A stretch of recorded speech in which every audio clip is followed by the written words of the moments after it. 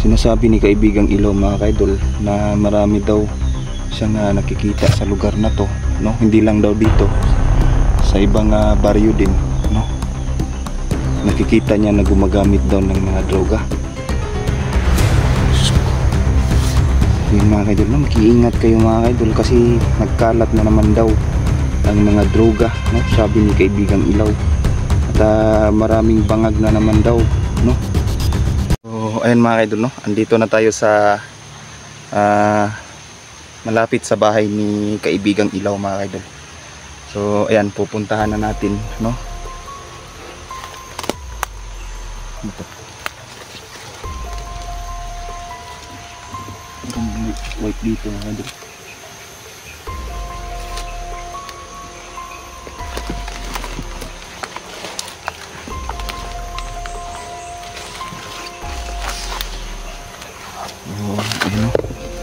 Dito na tayo mga kaidol sa bahay ni kaibigang Ilaw, no? At magandang hapon kaibigang Ilaw. Andyan ka ba kaibigang Ilaw? Salamat naman. Happy New Year pala kaibigang Ilaw, belated. Kamusta po kaibigang Ilaw? Yan. So sumasagot si kaibigang Ilaw mga kaidol, no? At maganda yung boses ni kaibigang Ilaw mga kaidol ba, no?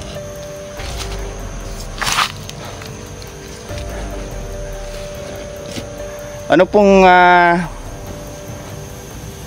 handa nyo kaibigang Ilaw nung New Year?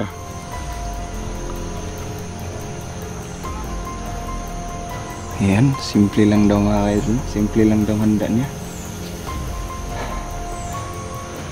May kasamahan po ba kayo dyan kaibigang Ilaw?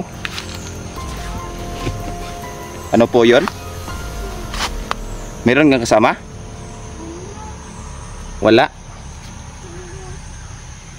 Ayan. So kaibigang Ilaw, maraming salamat sa lahat ng tulong mo. At matagal-tagal din akong hindi nakapunta dito kasi hindi na ako muna tawag nito, nag-explore, no? Kay kuan manggod tawag ani Pasko. Okay ka lang kaibigang Ilaw?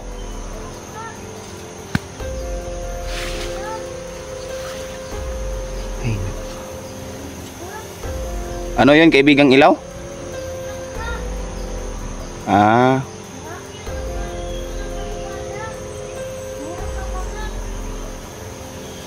Diyos ko.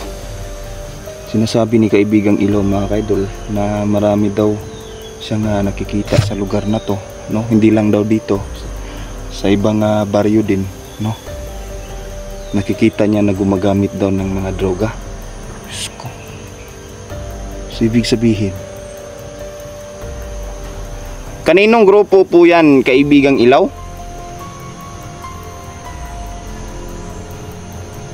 Kanino po? Kay Commander Yawa? Diyos ko.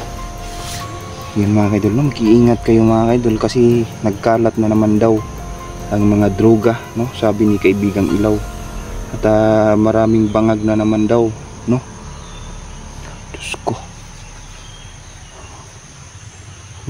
Ayan, talagang nakakabahala ang sinabi ni kaibigang Ilaw mga kaidol, no? Pagpasensyahan nyo na kaibigang Ilaw at wala akong dala ngayon na tawag nito, alay para sa inyo. Alam ko naman gustong gusto nyo yung mga chocolates, no?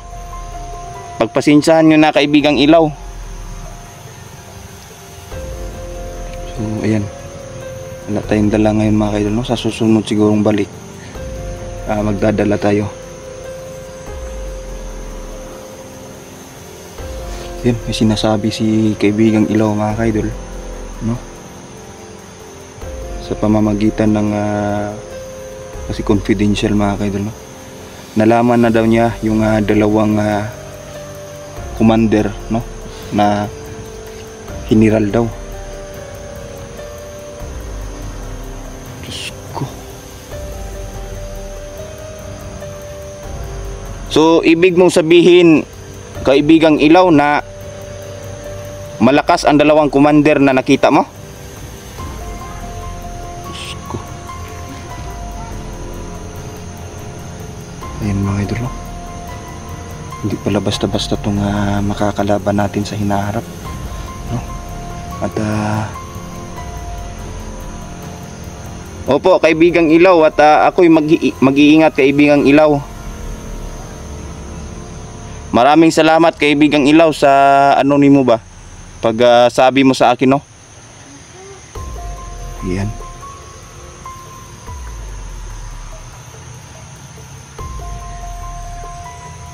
Hala, sabi ni kaibigang ilaw mga kaidol, no, na magdala daw ako ng patay na manok sa kanya. Opo, kaibigang ilaw, at magdadala ako ng patay na manok sa iyo. Opo, sa susunod na balik po, magdadala po ako, kaibigang ilaw. Kaibigang ilaw, kamusta na pala si Diwatang Erika? Ano po yon? Okay lang siya? Salamat naman, no? At okay lang si Diwatang Erika. Dahil nung last kami nagkita, matagal-tagal na din nung hindi pa Pasko, mga kaidol, no? So ngayon nalaman natin kay kaibigang ilaw na okay lang daw si Diwatang Erika. May sasabihin pa po kayo, Diwatang kaibigang ilaw?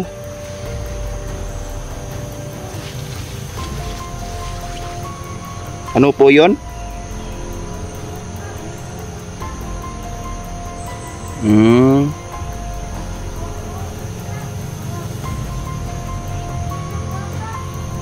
So, ibig mo sabihin maraming bata pa ang nadudukot nila at ginagamit nila sa ano, sa kasamaan?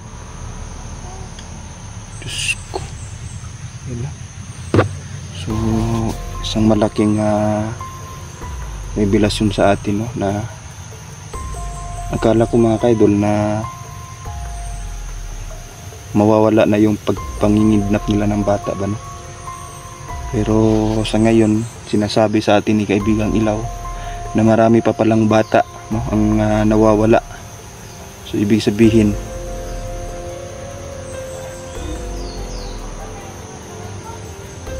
ano po yon?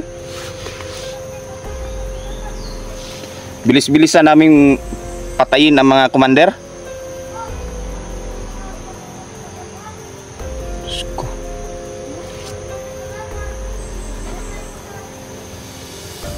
So ayan mga idol, sinasabi ni kaibigang ilaw mga idol na bilisan daw namin ang pagpatay. Opo, kaibigang ilaw, at ako'y makikipag-cooperate, no, sa mga barangay at kapulisan natin dito, no. Maraming salamat kaibigang ilaw sa informasyon na binigay mo. Salamat naman, no. So ayan kaibigang ilaw, sa susunod na balik ko dito magdadala ako ng manok na patay na, no. At yun ay iaalay ko sa iyo kaibigang ilaw. Maraming salamat kaibigang ilaw. Ano po, sabi nyo ilagay ko sa pulang silupin? Yan. Hindi ko alam kung anong klaseng to mga kaidol, pero ngayon lang ako nakarinig na ilalagay daw sa pulang silupin ang manok na patay, no? Para saan po yun kaibigang ilaw? At nag-request ka sa akin ng ganong alay kaibigang ilaw.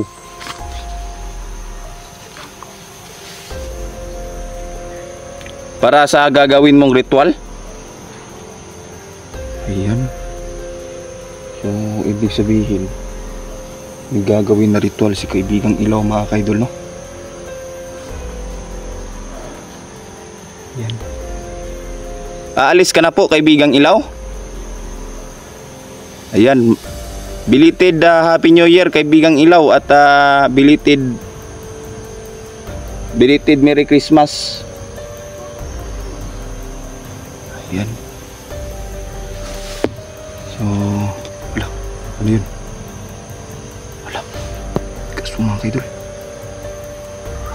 Ibig sabihin, umalis na si kaibigang ilaw.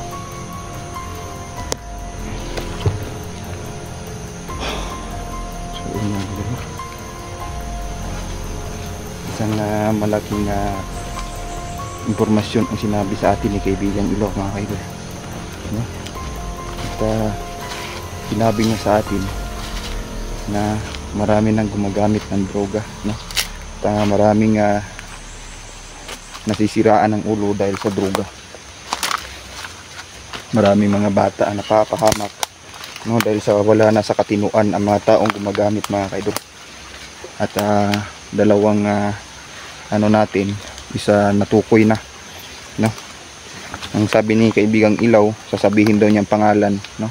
Pag sa susunod daw natin balik na makadala na tayo ng manok mga kaidol na patay, no?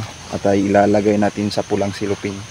Hindi ko alam kung para saan yun mga kaidol, pero isa lang masasabi ko, no? May gagawin si kaibigang ilaw mga kaidol, no? Para matulungan ang mga bata, no? Na kidnap mga kaidol ba. So hindi ko alam kung anong purpose nun, no? At nagpapasalamat daw mga kaidol at malaki yung tulong yung nagagawa ni kaibigang ilaw para sa atin, no? So ayan, hanggang dito na lang muna tayo mga kaidol, no?